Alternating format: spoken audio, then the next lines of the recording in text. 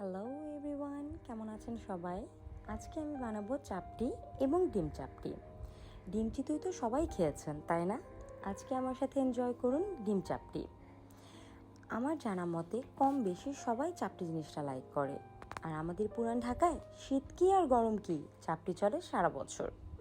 যাই হোক, দেরি না করে চলে যাচ্ছি রেসিপিতে। আমি চুলায় একটি মাটির হাঁড়ি বসিয়ে চুলাটা মিডিয়াম টু হাই হিটে অন করে রাখবো। আর অন্যদিকে চাপটির ব্যাটার রেডি করব। আমি আগে একটি পাতিলে আতপ চালের গুঁড়া, ডিম, লবণ আর পানি দিয়ে একটা ব্যাটার রেডি করে রেখেছিলাম। আসলে বেসিক ব্যাটারটা আমি রেডি করিনি, আমার শাশুড়ি মা করেছিলেন। এখন এই ব্যাটার থেকেই চাপটির ব্যাটারটা রেডি করে নিব।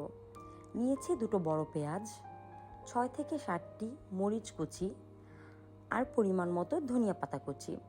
উপকরণগুলোকে একটু লবণ দিয়ে হালকা মেখে নিব। তারপর এটাতে মিক্স করব আগে থেকে রেডি করে রাখা আতপ চালের ব্যাটার। আমি প্রায় 1.5 কাপের মতো ব্যাটার নিয়েছি 6টা চাপটি বানানোর জন্য। আপনারা আপনাদের পরিমাণ মতো ব্যাটার নিয়ে নেবেন।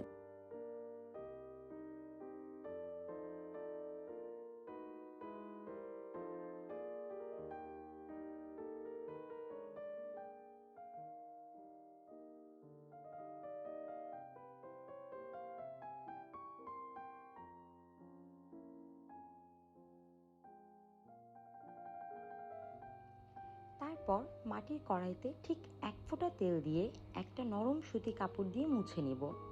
তারপর দিয়ে দিব চাপটির ব্যাটার। দেখতেই পাচ্ছেন আনাড়ি হাতে কিভাবে ঘুরিয়ে ঘুরিয়ে বাংলাদেশের মানচিত্রটা বানিয়ে নিলাম। তারপর চাপটিটা ঢেকে দিব এবং অপেক্ষা করব 1 থেকে 2 মিনিট।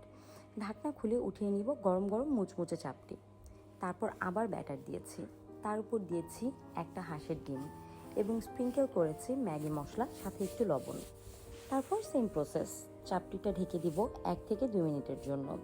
তারপর ঢাকনা খুলে উঠিয়ে নিব আমার ডিম চাপটি। আমরা একদম কাঁচা কাঁচা ডিম লাইক করি, তাই খুব কম সময়ে উঠিয়ে নিয়েছি।